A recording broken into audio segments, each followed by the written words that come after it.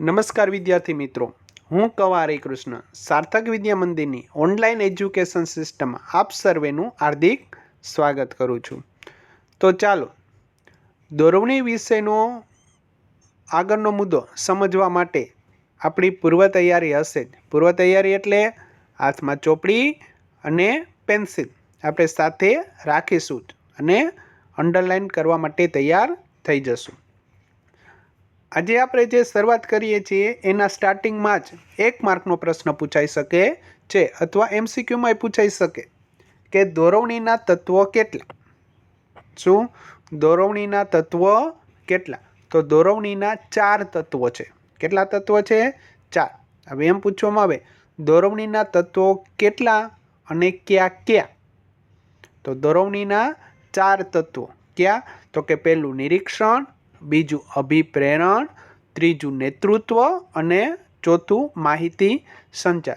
તો આને ખાસ જે લખ્યું છે આજે તમને બોક્સ આપવામાં આવ્યું છે ને, બરાબર, એમાં દોરવણીના તત્વો એ તમે IMP કરી નાખજો અને લખજો MCQ/1 માર્ક. કારણ કે અહીં તમને પૂછી શકે છે કે દોરવણીના તત્વો કેટલા અને ક્યાં ક્યાં? તો કે દોરવણીના 4 તત્વો.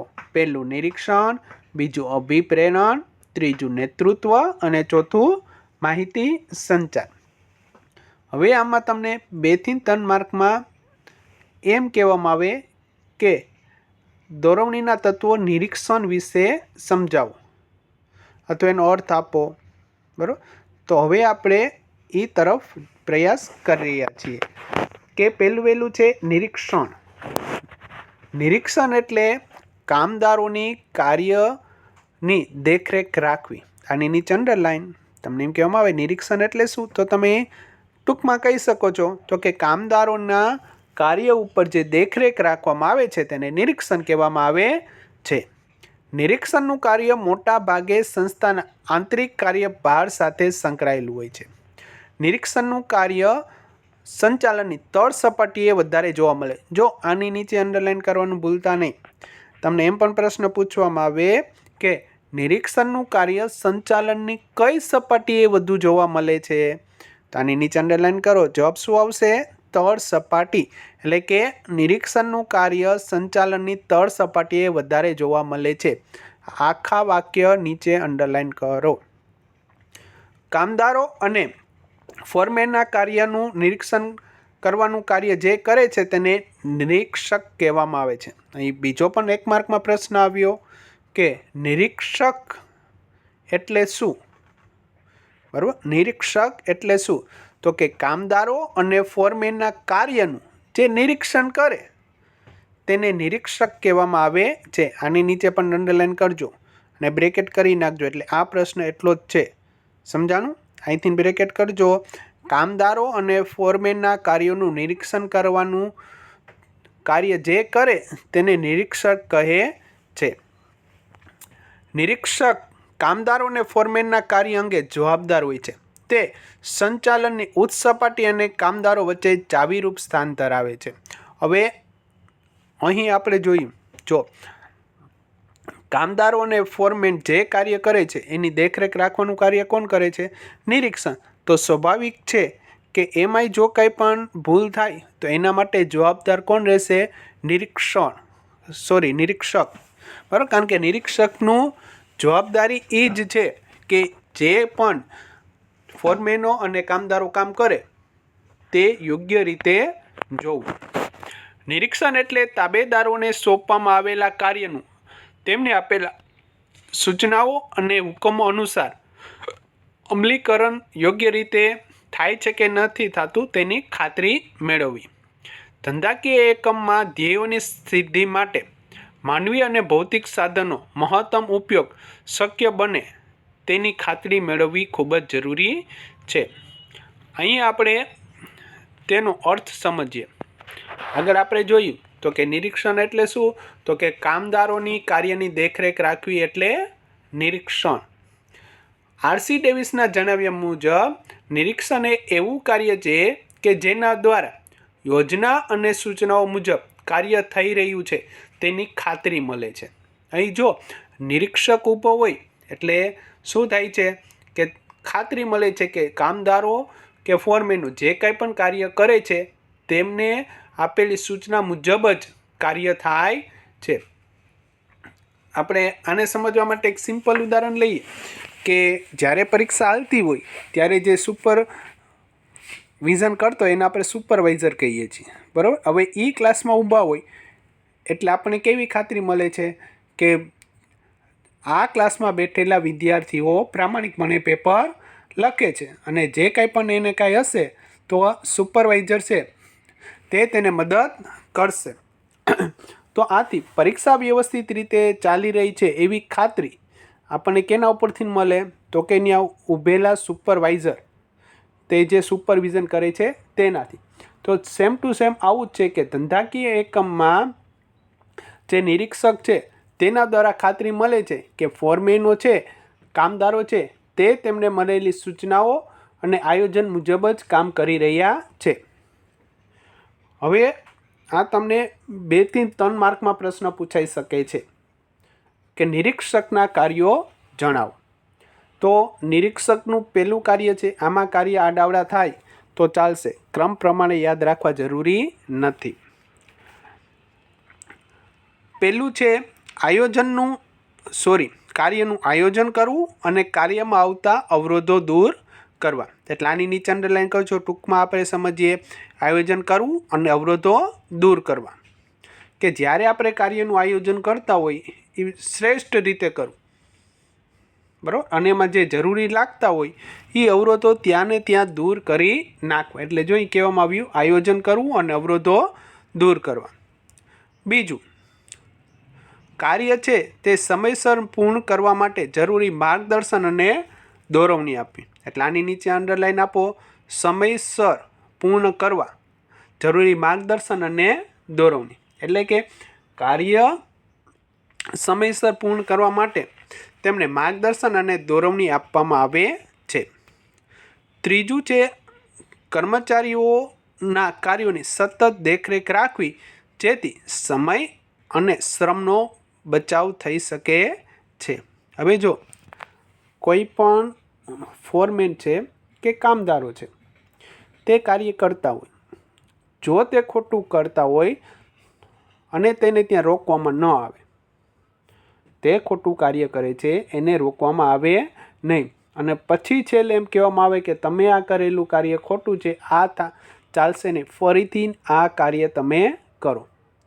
તો અહીં તમે માર્ક કર્યું, શું થયું તો કે એને જે ખોટું કાર્ય કરવા માટે જે સમય અને શ્રમ એ બંનેનો શું થયો બગાડ. પણ અહીં જો નિરીક્ષક ફોરમેન અને કામદારોના કાર્યોનું ધ્યાન રાખતા હોય, દેખરેખ રાખતા હોય અને એને ખબર પડે કે આ કર્મચારી આયોજન મુજબ કે તેમને આપેલા નિયમ મુજબ, માર્ગદર્શન મુજબ, હુકમ મુજબ કામ કરતો નથી, તો ત્યાંને રોકવામાં આવે છે, ટોકવામાં આવે છે અને તેને સાચી રીતે કાર્ય કરવા માટે પ્રોત્સાહિત કરે છે.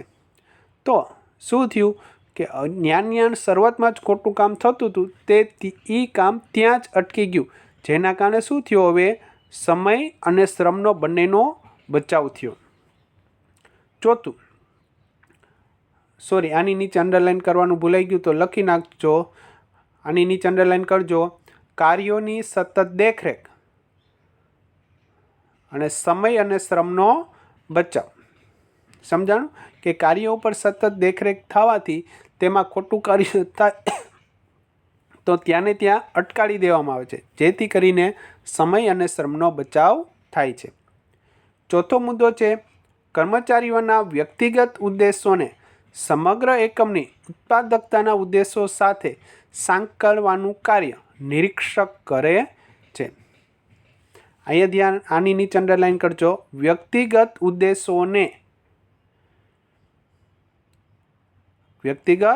ઉદ્દેશોને સમગ્ર એકમની ઉત્પાદકતાના ઉદ્દેશ સાથે સાંકળવાનું. સમગ્ર એકમની ઉત્પાદકતાના ઉદ્દેશ સાથે સાંકળવાનું, કારણ કે અહીં બંનેના જે કાર્ય છે એનું શું કરે છે, સંકલન. પાંચમું, કર્મચારીઓની કાર્યક્ષમતામાં વધારો થાય છે તે માટે અભિપ્રેરણ અને પ્રોત્સાહન પૂરા પાડે છે.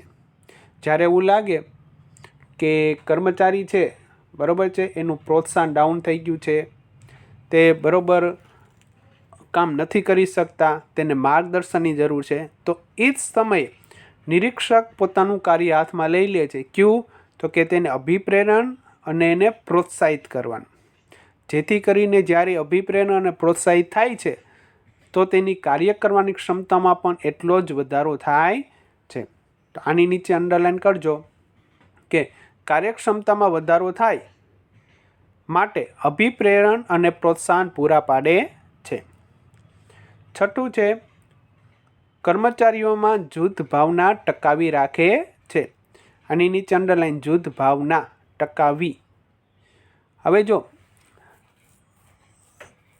અહીં નિરીક્ષક છે એ શું કરશે તો કે એના જે ફોરમેનો છે, કામદારો છે, એ જે કાર્ય કરતા હશે બરાબર, એ દરમિયાન કાંઈ પણ વિચલનો આવશે કે કાંઈ પણ મુશ્કેલી આવશે કે અંદરો અંદર વાદ વિવાદ હશે તો નિરીક્ષક ત્યાંને ત્યાં એને રોકી રાખે છે અને આખા એના પોતાના વિભાગમાં મિત્રતાભર્યું વાતાવરણ સર્જે છે.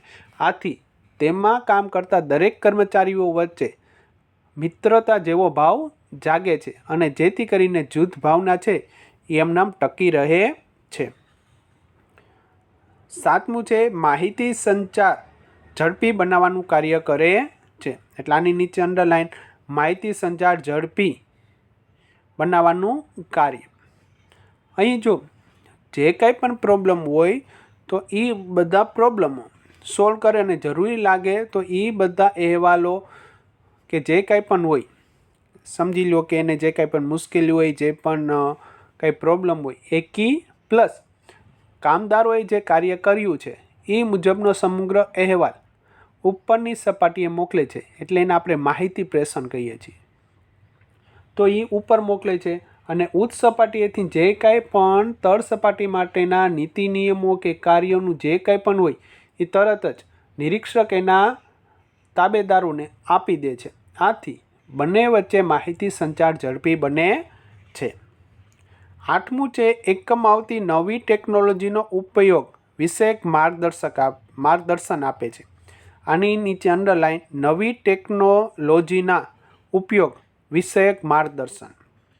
અહીં જો જે કંઈ પણ નવી ટેકનોલોજી આવે બરાબર છે તેના આધારે તેમને માર્ગદર્શન આપવામાં આવે છે.